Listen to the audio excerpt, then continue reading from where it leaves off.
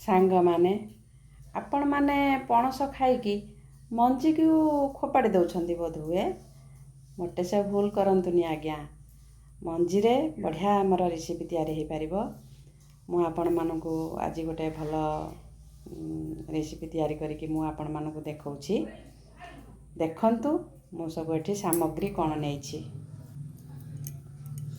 ପ୍ରଥମେ ମୁଁ ଏ ମଞ୍ଜିକୁ ଛଡ଼େଇ ଦେଇକି 2 ଫାଳ ଲେଖା କରିକି ଛଡ଼େଇ ଦେଇଛି। ତା'ର ଚୋପା ଗୁଡ଼ାକୁ ବାହାର କରିଦେଇକି ଭଲସେ ତାକୁ ଚକଟିକି ଧୋଇ ଆଣିଛି। ଧୋଇ ଆଣିକି ତାକୁ ଏମିତି ଭାବରେ ମୁଁ ରଖିଦେଇଛି। ତାକୁ ମୁଁ ଗ୍ରାଇଣ୍ଡିଙ୍ଗ କରିବି। ଆଉ ଆମର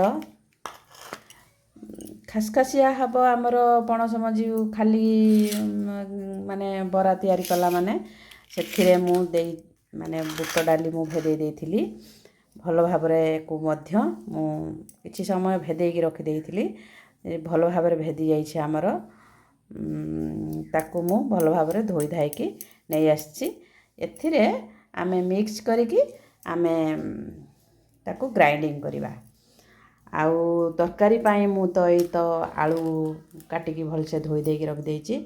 କିଛି ପିଆଜ ଏଠି ମୁଁ କୁଚେଇ ନେଇଛି। ଆଉ ଏଠି ଆମର ଗ୍ରାଇଣ୍ଡିଙ୍ଗ ଜାର୍ରେ ଦେଇଦେଇଛି ସବୁ ମସଲା, ପିଆଜ, ରସୁଣ, ଅଦା। ୟାକୁ ଆମେ ଗ୍ରାଇଣ୍ଡିଙ୍ଗ କରିବା। ହଉ ଚାଲନ୍ତୁ ଆମେ ପ୍ରୋସେସ୍ ଗୁଡ଼ାକ ସବୁ କରିସାରିଲା ପରେ ଆମେ ବନେଇବା ତରକାରୀ। ଆଉ ମୁଁ ୟାକୁ ଗ୍ରାଇଣ୍ଡିଙ୍ଗ କରିକି ନେଇ ଆସିଲି।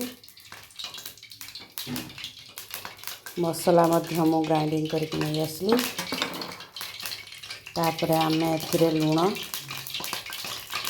ସ୍ୱାଦ ଅନୁଯାୟୀ ଆମର ଲୁଣ ଦେଇଦେବା। ହଳଦୀ ପକାଇଦେବା। ମସଲା ଟିକେ ଏଥିରେ ଆମେ ପକାଇବା। ପକାଇକି ୟାକୁ ଆମେ ଭଲ ଭାବରେ ଗୋଳେଇବା।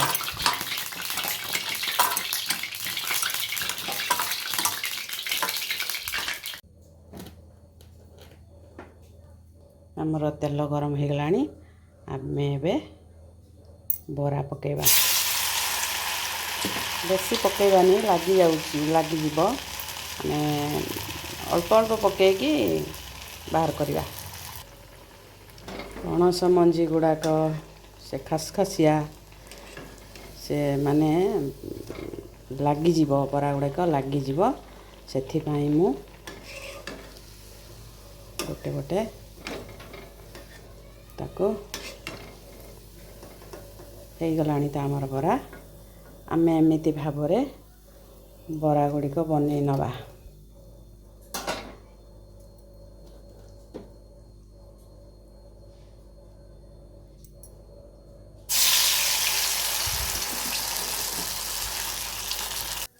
ବରା ତ ଆମର ହେଇଗଲା।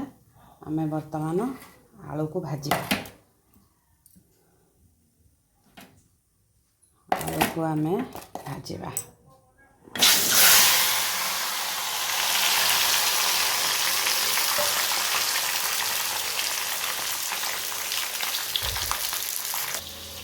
ମୁଁ କଡ଼ା ବସେଇକି କଡ଼ାରେ ତେଲ ଦେଇଦେଇଛି।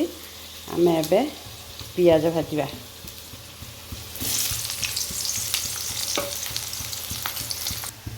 ଆଳୁ ତ ଆମର ଏଠି ହେଇଗଲାଣି। ମୁଁ ତ ଏଠି କଡ଼ାରେ ତେଲ ପିଆଜ ଦେଇକି ବସେଇ ଦେଇଛି। ଆମର ଏଠି ପିଆଜ ହେଇଗଲାଣି। ଆମେ ଏଠି କାଶ୍ମୀରୀ ଚିଲି କିଛି ଦେଇଦେବା। କାଶ୍ମୀରୀ ଚିଲି ଦେଇଦେଲେ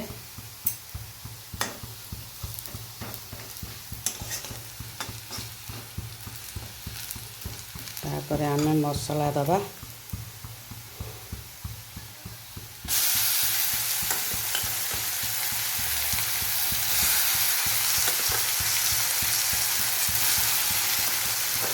ମସଲା ଦେଇଦେଲେ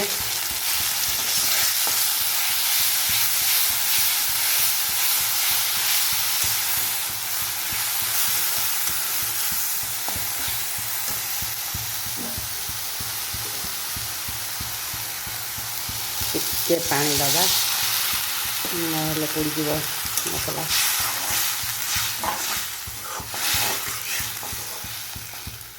ତାପରେ ଆମେ ହଳଦୀ ଲୁଣ ପକାଇବା।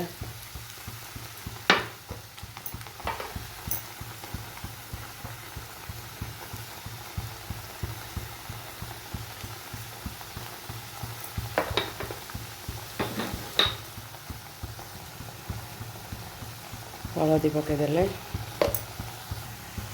तापर आमे गोटे टमाटो एठी देदबा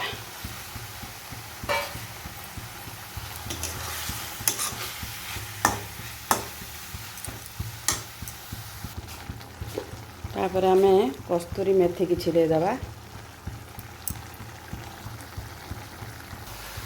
तापर आमे भाजिकी रखिथिबा आलू को एठी देदबा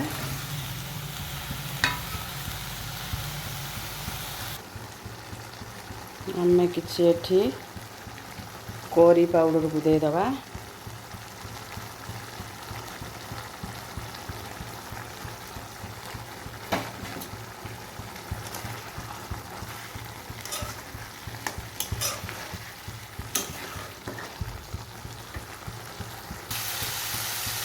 एबे आमे पानी देदबा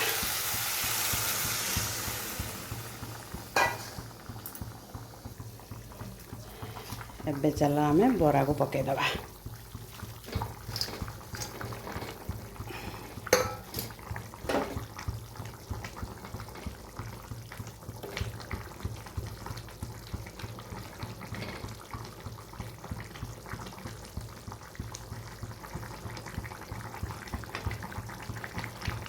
जतिके आवश्यक आमर झोल रही आम से रखा से रखिकी आम गैस को बंद करवा तरकारी तो आमर हो गला बर्तमान टिके गरम मसला गुंड दे दूची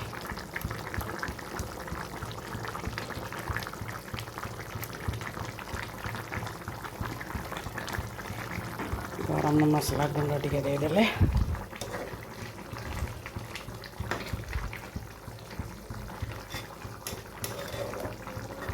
सांग माने भिडियोटी केमती लगुच आपण मानक भल लगुच तो जदि भल लगु थाए मो भिडियो को कमेंट करेंगे लाइक करेंगे शेयर करेंगे सब्सक्राइब करने जम्मा भूलें आज्ञा आउ तो एमती मु भल भल रेसिपी नहीं कि आपण मानक सामना को मु आसिक उपस्थित होउछि आपण माने निहाती मो भिडियो को भल भाव में देखंतु मु तो जमती जहाँ सब करुचे आपण माने देखुचंती देखिला परे मो वीडियो को निश्चित लाइक कमेंट शेयर निश्चित करेंगे सब्सक्राइब करने जमा भूलें पुणी आउ गोटे नुआ रेसिपी पाई मु